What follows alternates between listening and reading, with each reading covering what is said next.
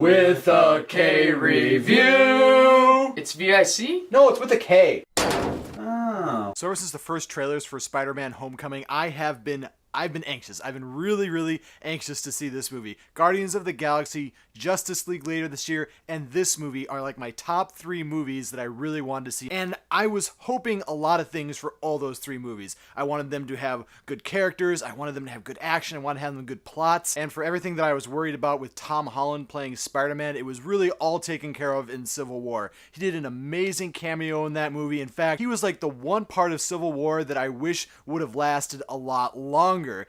Now, in this movie, you have Peter Parker, and this time, this is, like, I want you guys to know this is not an origin story. Like, that was taken care of in Civil War. You don't have to worry about, going through the spider bite and then having them explain all that. There's no even death of Uncle Ben, and I don't really think that's, like, really spoiler territory, but there are just things that in, like, the past couple of movies where I didn't want to see, like, a reboot of the character, or I didn't want to see, like, them telling the same story over and over again. This time, Peter Parker is in high school, and it really does feel like he's in high school. Like, you don't see a lot of pretty people standing around the hallways like you did in the first couple of Spider-Mans. You have this guy, Tom Holland, who actually really does embody Spider-Man, and he does embody Peter Parker. And being able to do that, it's kind of like an actor being able to play... This is going to be horrible.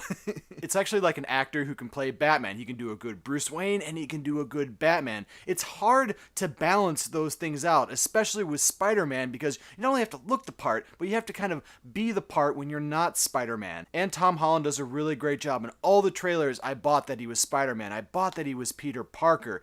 And all I really needed was a better story than the Spider-Man 3. And really, that's not that hard to do if you think about it. This Spider-Man story basically starts out right after Civil War, and Peter Parker's back home, and he's trying to figure out who he is, and he's going to school, he's a sophomore, and he has a bunch of these friends who he's hanging out with, and he's not really like an outcast like in all the other movies. Like, he has a group of friends, and you actually believe a lot of the camaraderie that they have.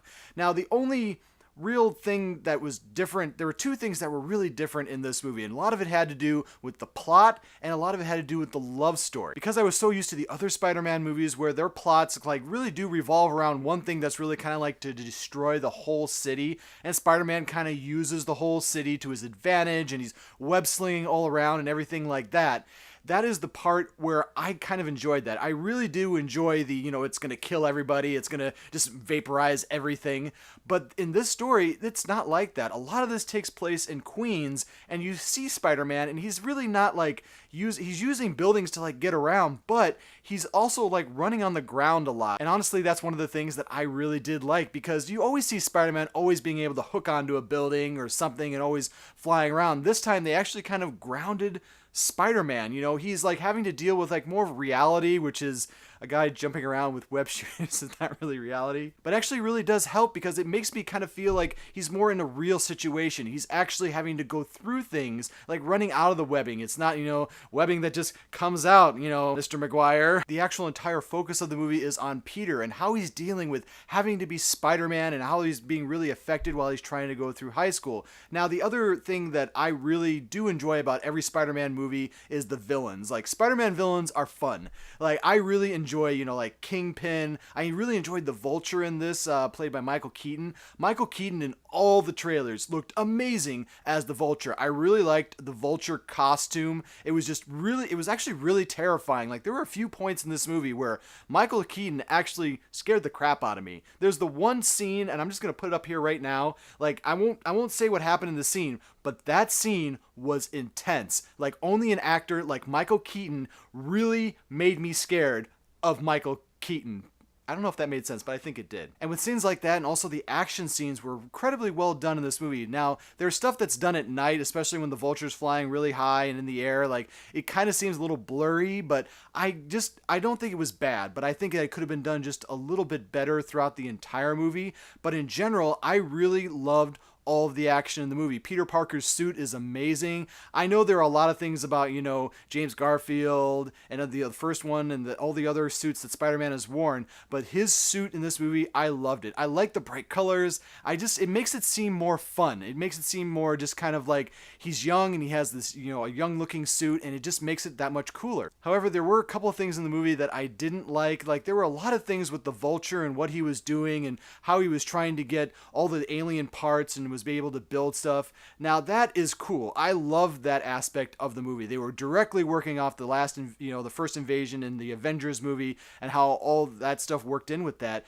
But there's a certain, there's time lapses, and even one of the characters said something about that time lapse, and it kind of made me wonder, okay, yeah, why isn't this particular thing happening if I can be any more vague than that? However, the only other real negative thing that I can think of in this movie was that there were a lot of characters that were introduced that I just didn't really have a big connection with. There's this kid who plays Flash Thompson, and I've seen other versions of Flash Thompson, and this, again, they are changing the character. They are changing the ethnicity of the character. They are doing things differently with the character, and I don't necessarily think that's a bad thing. There's one particular character in this movie that they completely, at the end, it was towards the end of the movie that the character goes, aha, and I'm like, oh? And it was a really weird situation for me to be sitting in the theater because I was trying to judge if you change a character, if you turn the character to a different thing and had them act a different way,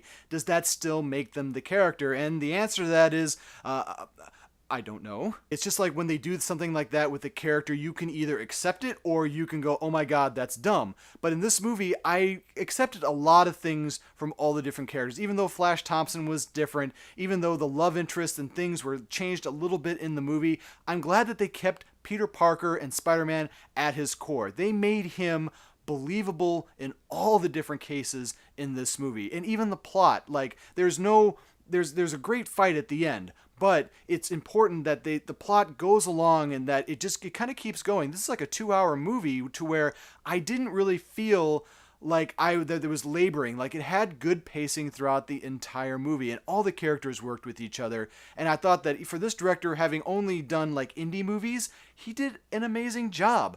And I'm not going to put this movie on the top pedestal as the best Spider-Man movie, because I do believe Spider-Man 2 with Tobey Maguire was one of the best Spider-Man movies, but this movie definitely comes up to that level. So I'm going to give Spider-Man Homecoming a 4K, and I'm going to give that an Iron Spider 4K.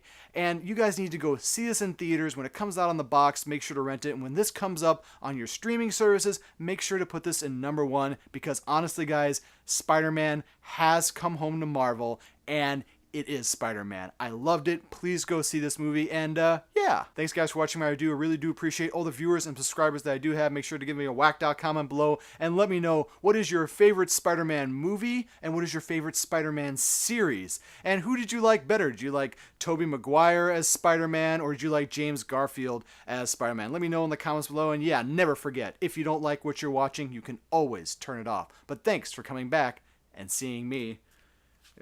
Now check this out.